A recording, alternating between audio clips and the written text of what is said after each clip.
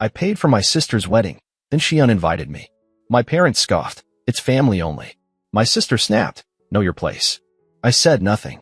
But when they raised their glasses to toast, the doors burst open, revealing the gift I sent in my place. My name is Ben. I'm 32 years old, and I just did something so petty, so unbelievably over the top, that even I can't believe it. But you know what? I regret nothing. Because for the first time in my life, I finally made my family feel the humiliation they've been putting me through for years. See, I own a horse ranch. It's my pride and joy. I train competition horses, breed thoroughbreds, and teach rich kids how to ride. It pays well, better than most people think, but in my family's eyes, I might as well be a farmhand rolling around in the mud. They've always been embarrassed by me. I'll never forget last Christmas. I had come straight from work, still in my jeans and boots, smelling like hay and leather. I walked into my parents' house, carrying a bottle of whiskey for Dad and a wrapped present for my sister, Claire. The second I stepped inside, Claire wrinkled her nose. "Oh my God, Ben," she groaned, taking a dramatic step back. "Did you seriously come here smelling like that?" I frowned. "Like what?" "Like barn," she said, waving a hand in front of her face. "You couldn't at least shower first?" My mom chuckled awkwardly, giving me a once-over. "Sweetheart, we have guests. Maybe next time, you can wear something a little cleaner." I looked down at myself. My clothes were worn but clean. My boots had some dust on them, big deal. But to them, I wasn't presentable. I was the family embarrassment. They'd whisper about me at gatherings. Why can't he get a real job? Why does he always look like he just wrestled a cow? And yet, when Claire needed money for her wedding, suddenly, I was useful. It started with a simple ask. "Benny," Claire had purred, linking her arm through mine during a rare family dinner. "You know I love you, right?" I tensed. Claire only said I love you when she wanted something. She continued, "So, we're a tiny bit over budget for the wedding," and I was thinking. "No," I said flatly. She gasped. "I didn't even ask yet." I crossed my arms. "You want me to pay for something, don't you?" Claire pouted. "Come on, Benny. You're doing so well with that little horse thing of yours." "Little horse thing?" Mom sighed. "Ben, don't be difficult. You know how important this day is for Claire." Dad cleared his throat. "It's family, son. We all chip in when needed." "Yeah, Ben," Claire chirped. "And since you don't have a real family of your own, it's not like you have expenses or anything." That one stung. I clenched my jaw, ready to tell them all off, but I didn't. Because, deep down, some stupid part of me still wanted their approval. So, like an idiot, I paid for it all. The venue, the catering, the designer dress Claire had to have, even their honeymoon suite. And then, when the invitations went out, mine never arrived. When I asked Claire about it, she laughed. "Oh, Benny, don't take it personally," she said, not even bothering to look up from her phone. "It's just that. Well, it's a black tie event. You know, super elegant. We didn't want anything, out of place." I stared at her. "I paid for it. And I love you for that," she sang. "But, you know, it's probably for the best. You'd hate being there anyway. All those fancy people, wearing tuxedos, it's just not really your scene, right?" Mom smirked. "It's a family-only event, honey. You understand." I understood perfectly. They wanted my money, not me.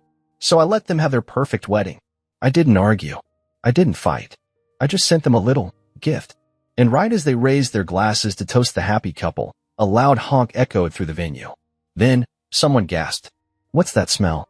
And the grand doors swung open, revealing the present I sent in my place. I sat in my truck outside the venue, gripping the steering wheel so hard my knuckles turned white. Through the massive glass windows, I could see them, my family, my sister, my parents, all dressed in their perfect designer outfits, laughing, drinking, celebrating. A celebration I paid for. And yet, I wasn't even worth an invitation. I should have seen this coming. Heck, I did see it coming. But like a fool, I thought that maybe, just maybe, this time would be different. It wasn't. Claire got everything she ever wanted, a perfect, elegant wedding with all the right people, all the right decorations, and all the right appearances. And me? I was simply the wallet behind it all. I exhaled sharply. No, not this time. I wasn't just going to swallow it down and walk away, letting them humiliate me again. If they thought I was too dirty, too embarrassing to be seen at their wedding, then I'd make sure they never forgot me. I pulled out my phone and made the call. 15 minutes later, the side doors of the venue creaked open. At first, no one noticed. The music was too loud, the chatter too constant. But then came the sound, hooves against tile. A slow, rhythmic clop, clop, clop. Heads turned. Conversation stopped. Someone near the entrance gasped. What the? And then the smell hit. It wasn't immediate, but it crept in, earthy, strong, unmistakably barn-like. The kind of smell that clung to leather saddles and hay bales, something most of these people had never encountered outside of a petting zoo. A murmur spread through the crowd as the first horse stepped inside. Daisy, my youngest mare, a well-trained and calm horse, walked in first. She wasn't spooked, just curious. Her ears flicked forward, nostrils flaring as she took in the unfamiliar scents of expensive perfume and champagne. Behind her, the others followed, their hooves clicking against the polished marble floor. Claire's perfect wedding came to a screeching halt. A waiter carrying a tray of hors d'oeuvres froze in place, eyes wide. Guests in pristine tuxedos and delicate silk gowns scrambled back from the animals, their expressions torn between shock and horror. Are those horses? Someone stammered. Ben. Claire's voice cut through the chaos like a knife. I leaned against the doorway, arms crossed, watching it all unfold. Well, I said, smirking, you did say it was a family event. Claire's eyes darted to the horses, then back to me. Get them out of here. But before I could respond, Daisy shifted her weight, and that's when it happened. A wet, heavy plop landed square in the middle of the dance floor. Dead silence. A second later, someone gagged. And that's when all hell broke loose. People tripped over themselves trying to get away. A woman in a sequin dress shrieked as one of the horses shook itself, sending bits of dried mud flying. The DJ, who had been mid-song, stopped abruptly, his jaw slack. A few guests bolted for the exit. Claire stood frozen, her wedding dress still pristine, until Daisy took a step forward. A smear of dirt and something worse streaked across the bottom of her designer gown. She let out a strangled noise, somewhere between a gasp and a sob. Oh, my God. Mom was clutching a napkin to her nose. Dad's face was turning red. And Claire? Claire looked like she was about to combust. Ben, she shrieked. What did you do? I shrugged. Just bringing a little personal touch to the wedding I paid for. Claire's face twisted in rage. You're disgusting. I tilted my head. I mean, I could say the same about your dress. Her scream was pure rage. You think this is funny? Oh, hilarious, I said, pulling out my phone. And so do the thousands of people watching this right now. I turned the screen toward her, showing the live stream I had started minutes ago. Her face drained of color. No, she whispered. Oh, yes. Hundreds of comments were already pouring in. Is this real? Did that horse just do that on her dress? Ben is a legend. She lunged for my phone, but I stepped back. Aha. You wanted a high-class event, Claire. Guess what? You just went viral. My mother let out a strangled gasp. Ben, turn it off. I did not. Instead, I lifted my fingers to my lips and let out a sharp whistle. My horses turned, then, like well-trained performers, they trotted straight out the doors, leaving behind absolute destruction. Ruined gowns. Shattered glasses. A bride standing in the middle of it all, her perfect, elegant night reduced to a complete disaster. I turned back to Claire, giving her my biggest, most satisfied grin. Congrats on your wedding, sis, I said. Hope it was everything you dreamed of. And with that, I walked out. I drove away from the venue, the scent of hay and leather still clinging to my clothes. Even through the rolled-up windows, I could imagine the chaos I'd left behind, Claire screaming, my mom on the verge of fainting, Dad fuming, and the guests trying to escape without ruining their overpriced designer shoes. I should have felt guilty. I didn't. I parked my truck outside my ranch, stepped out, and inhaled the crisp night air. My horses were already back in their stalls, munching on hay, completely unaware that they'd just caused the most memorable wedding disaster in our town's history. I was still chuckling to myself when my phone started blowing up. I ignored the first few calls. Then the texts started rolling in. Mom, Ben, pick up the phone. Now. Dad, you've humiliated this family. Unbelievable. Claire, you're dead to me. Absolutely dead. Unknown number. Dude, this is going viral. Are you seeing this? That last one made me pause. I opened a link, and there it was. Claire's wedding was trending. A TikTok video, captioned "The most insane wedding disaster you'll ever see," was already at 200,000 views. I pressed play. The clip started right as Daisy made her grand contribution to the dance floor. The camera panned to the guests recoiling in horror, then zoomed in on Claire, her face twisted in fury, the bottom of her gown streaked in filth. The comment section was ruthless. Best wedding entrance of all time. 10 out of 10. Imagine being such an awful person that your own brother sends horses to your wedding instead of attending. She deserved it. I don't even know the full story, but I can tell. The way he just casually walked away at the end? Iconic. I snorted. At least someone appreciated my work. But my amusement was short-lived, because at that moment, my phone rang again. This time, I answered. What is wrong with you? Claire's voice nearly shattered my eardrum.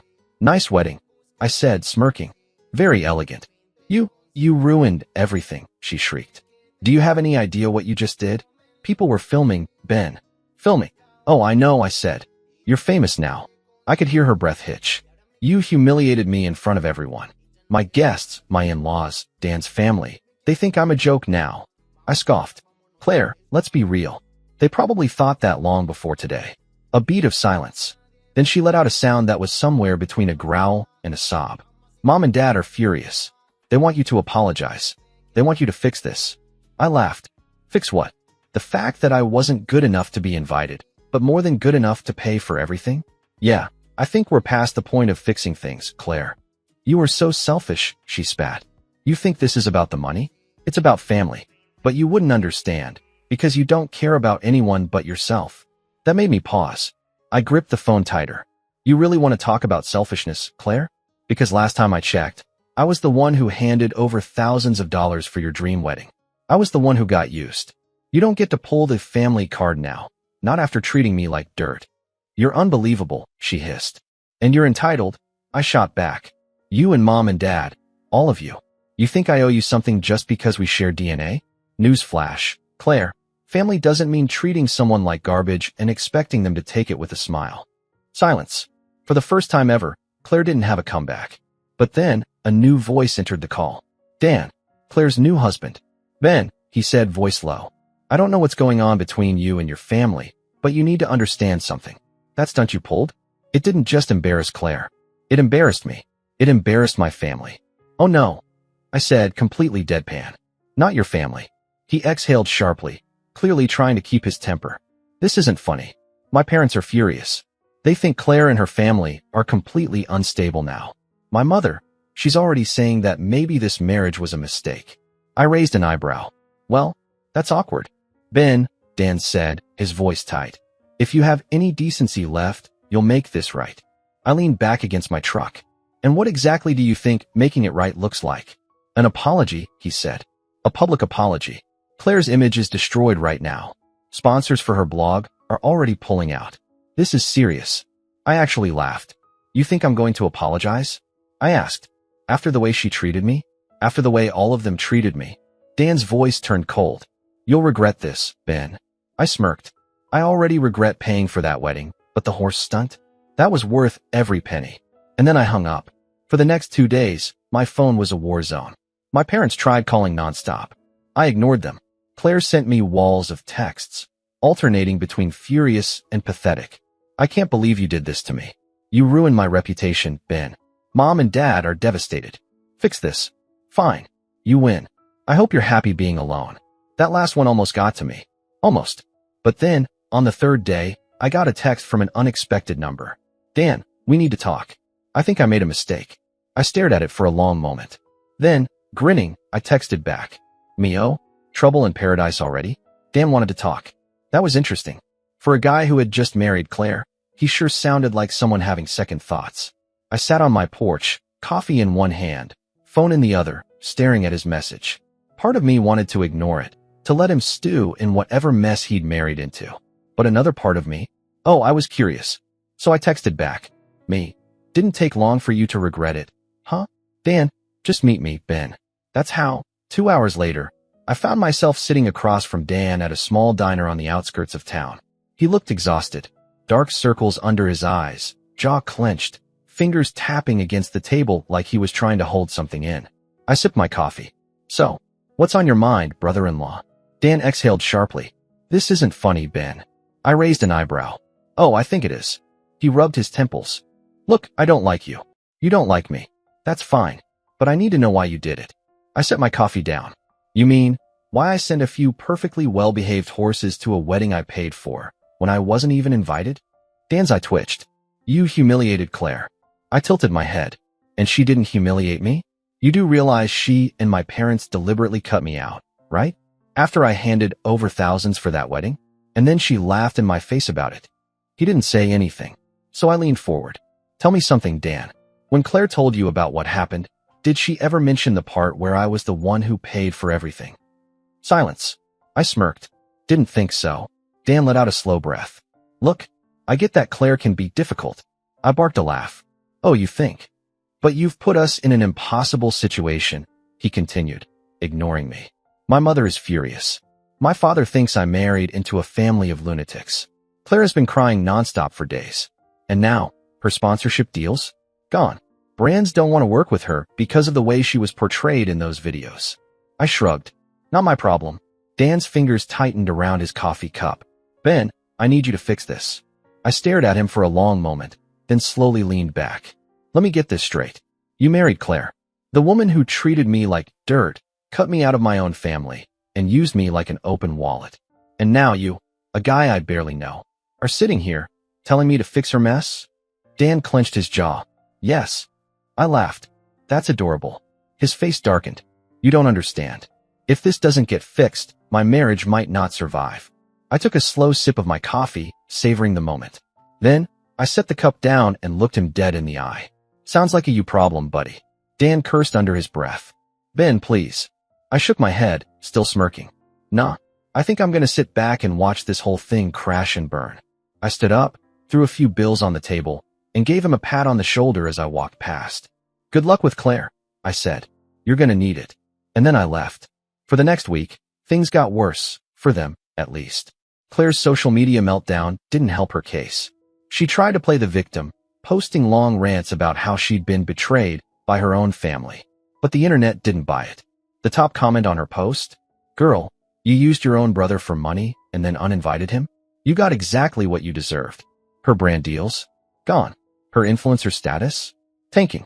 And the best part? Dan started liking comments that criticized her. I nearly choked on my drink when I saw it. Claire must have seen it too, because 2 days later, I got a text from my mom. Mom, Ben, your sister is devastated. You need to come over and talk. I laughed out loud. No way was I walking into that trap. But I was curious. So, just for fun, I responded. Mio? Suddenly, I'm family again?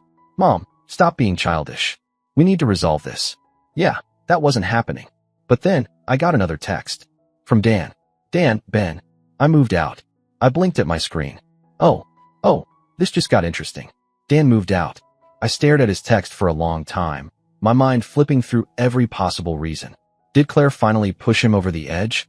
Was it the internet backlash? Or maybe, just maybe, he finally realized what kind of person he had married? I took a deep breath, then typed back. Me, that was fast. What happened? Dan didn't reply right away. Instead, 20 minutes later, my phone rang. I let it ring a few times before answering. If you're calling to tell me you need a place to crash, the answer is no. Dan let out a bitter laugh. I wouldn't blame you if you said that. But no, I got a hotel. I leaned back in my chair, resting my boots on the porch railing. So, what's the story? Dan sighed. It wasn't just the wedding. I mean, that was the first big slap in the face, realizing how she treated you. But after that, it was like I started seeing her clearly for the first time. I waited. She refused to take responsibility for anything. He continued. First, it was your fault for ruining the wedding. Then it was my fault for not defending her enough. Then it was her friend's fault for not protecting her image online. Then it was the brand's fault for dropping her. I smirked. So basically, it was never Claire's fault. Exactly, Dan muttered. And then, last night, we had this massive fight. I told her she needed to own up to what she did to you. That maybe if she actually apologized, she could start fixing things. I blinked. You told her to apologize? He let out a humorless chuckle. Yeah, stupid, right? What did she say? She called me a traitor, Dan said, voice thick with disbelief. Like I was supposed to blindly back her no matter how awful she acted.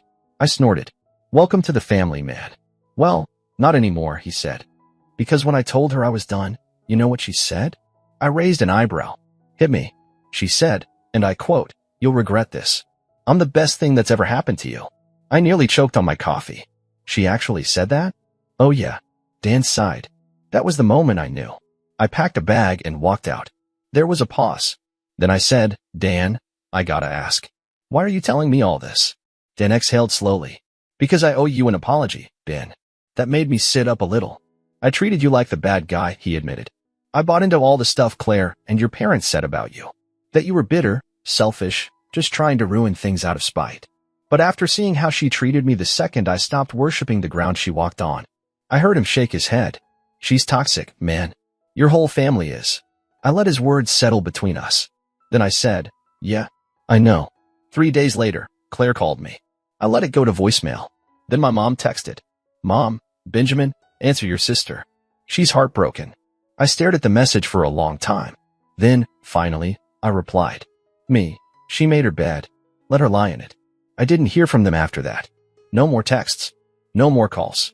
And for the first time in years, I felt free. No more guilt. No more expectations. No more being treated like an ATM instead of a person. I went back to my life, my horses, my business. And it was good. But then, a month later, I got a letter in the mail. From Dan. Inside was a short note. Ben. Thanks for knocking some sense into me. Drinks on me next time you're in town. Dan. And taped to the bottom? A copy of Claire's divorce papers. I laughed so hard I nearly scared the horses.